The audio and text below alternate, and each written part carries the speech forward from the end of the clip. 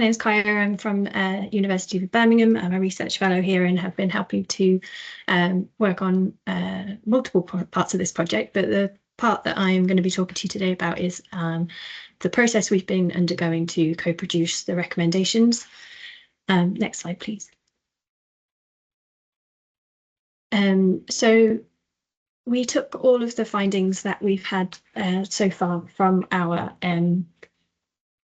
quantitative work and our qualitative work and presented the preliminary findings to a workshop of professionals and other stakeholders across various services at a workshop at the start of June. And then this included the recommendations that had been put forward from all of the participants in the questionnaire through the questions we asked them there, but also in the qualitative interviews.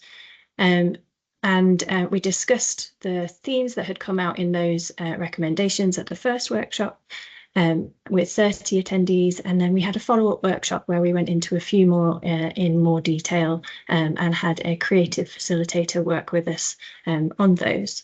Next slide, please. So in the first workshop, as I mentioned, we presented the preliminary findings, and then we asked the participants to allocate points across the recommendations that we presented that they thought should be implemented. And then we broke out into breakout rooms to discuss the top three recommendations that came out of that poll, which you can see on the screen now. And we asked them to focus on why that recommendation was so popular, how they thought the recommendation could be made more specific, and how and whether they thought that recommendation was feasible. As you can see, all the top three were very policy focused, so increasing maternity pay, the Healthy Starts, and two around the Healthy Start scheme. And the conversations we had discussed how current systems like our benefit system and universal credit were quite complex and piecemeal, and that potentially a universal maternity benefit could be something we could recommend to simplify the process and simplify access for those applying and reduce administrative burden. But participants noted that there was existing advocacy efforts and reports from other organisations that could support this recommendation. And there was also interest in learning from Scotland's more universal benefits model on how we might be able to implement this.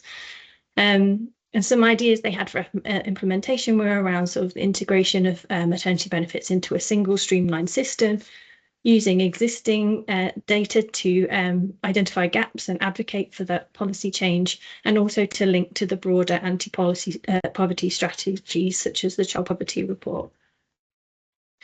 When it came to the Healthy Start recommendations, there was a bit of concern from the participants about splitting up the Healthy Start recommendations. As you can see here, it kind of came into two. And actually, the suggestion was that we should be thinking about a package of work that's needed to make the Healthy Start scheme fit for purpose and work as the nutritional security net that we would hope it would be.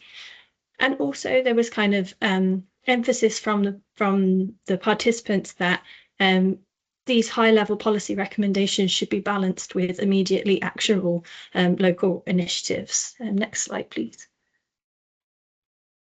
So we then took all of the recommendations that we had been discussing back and had three involvement sessions with members of the public.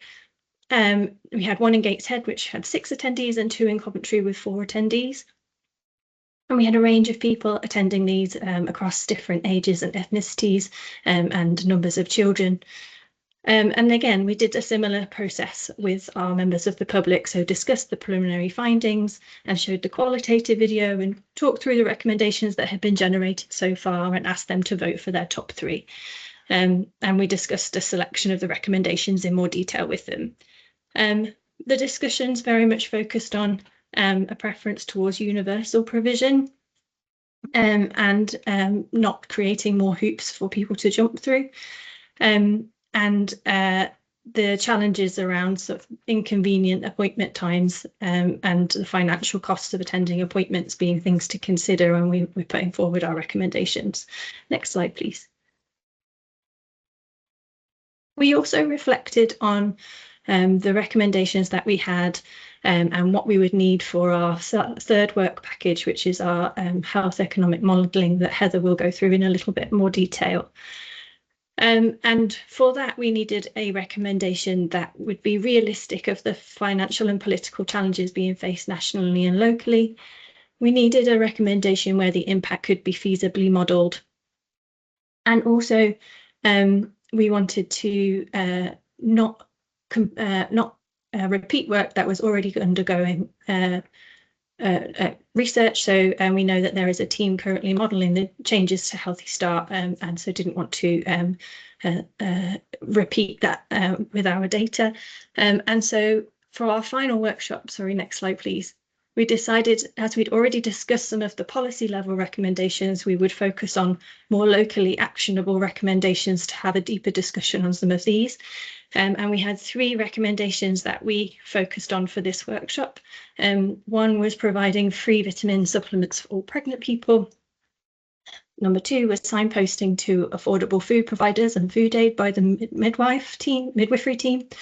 And the third was a community navigator or a social prescriber specifically for pregnant women to connect them in with all the local resources and services and ensure that they have access to all their available entitlements. Next slide, please.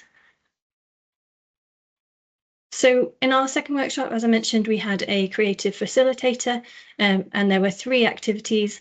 The first of which is on screen now, which was a paraphrasing activity where participants were asked to think about alternative ways of wording the recommendation to clarify, contextualize and ensure that they understood.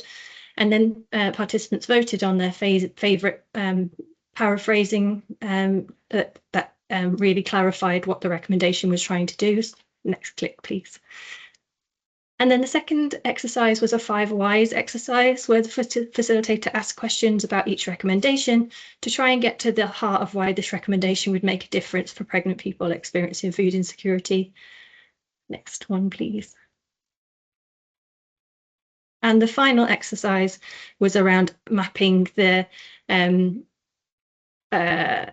impact of the recommendation onto the study outcomes that we had set forward in our proposal to try and understand which of the health outcomes this recommendation may impact. Next slide, please. So our takeaways from workshop 2 really kind of highlighted the need for both preventative approaches and immediate responses in our recommendations. It was really important that the preventative side wasn't lost. However, whilst we can advocate for increased maternity benefits, the time frame for realistically seeing meaningful changes might be quite long. And so as someone asked in the first workshop that we held, what can we do for women who are struggling now? We also wanted to be mindful of not further embedding food aid as a solution. So the discussion around any proposed signposting was that it very much shouldn't focus on food banks as a solution, and that all services that offer reduced price or free food should be included, for example, social supermarkets, community cafes, but also acknowledging that whilst this is a quick fix, it's not a solution to food insecurity, and rather a bit of a sticking plaster. And then the last thought that we discussed was around the lack of available evidence on some of these to pregnancy outcomes. So this particularly in terms of our next work package, but for example, the community navigators was a very popular recommendation. However, at the minute there seems to be an insufficient evidence in the literature to link this intervention to pregnancy outcomes and feed into the health economics analysis at the moment, and we're looking at other ways that we can further explore this and other more preventative recommendations. Next slide, please. And so just to end, with the preliminary recommendations that we have so far. And I'd just like to caveat that these are slightly a work in progress. The wording isn't finalised. We do need to discuss these a little further with our collaborators and our public advisors. But recommendation 1 was to ensure a livable wage during maternity. Poverty is one of the major causes of food insecurity, and our data really points to some pregnant people falling through the gaps in our policies. Policy recommendation number 2 was around strengthening the Healthy Start programme by widening the eligibility, uplifting the value of payments and enhancing its usability. And whilst the recent uplift to Healthy Start programme was really welcome, it still falls significantly short of the rising cost of inflation, particularly when against the stark increase in food inflation that we've had in recent years. The low earning limits for eligibility haven't been revised in a significant period and leave substantial numbers of struggling pregnant people and families without support. So we recommend that the government regularly reviews the real-term value of the Healthy Start payments and its eligibility limits, and furthermore, as was highlighted in our data, ensures that it's usable to pregnant people. For example, we had participants discuss the practical nature of using the payments and the physicality of shopping, and so being able to use Healthy Start online was one of the ways that we could enhance its usability. Continuity of care was really vitally important for building trust between the clinical team and the pregnant person to enable the potential stigmatizing needs of food insecurity to be expressed, and was discussed both in terms of midwifery, pregnancy support and health visiting and postnatal support. I'm aware of time, so I'm just going to whiz through the next one. So recommendation number 4 was to implement a non-clinical service to support pregnant people. So this is that community navigators idea that I mentioned before. Many of the participants described not wanting to open up to their clinical team about their struggles for a variety of reasons. For example, a couple of participants discussed the fear of social services involvement if they mentioned that they were struggling.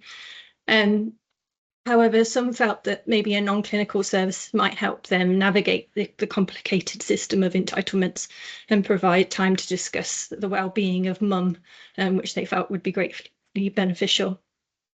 Many participants for recommendation 5 around signposting felt the provision of more advice and guidance around food would be really beneficial, especially in relation to where they could access affordable food in their local area.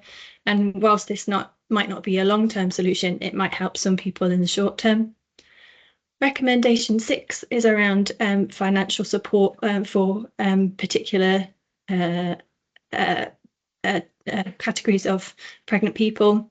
For example, the difficulty of managing on a sole income was discussed by some participants and suggested that additional support payments similar to that of the Sure Start maternity payment, but one specifically for single parents, might be an option. And the final recommendation was around vitamins, and they were discussed both in terms of their expense and the necessity in this life course stage.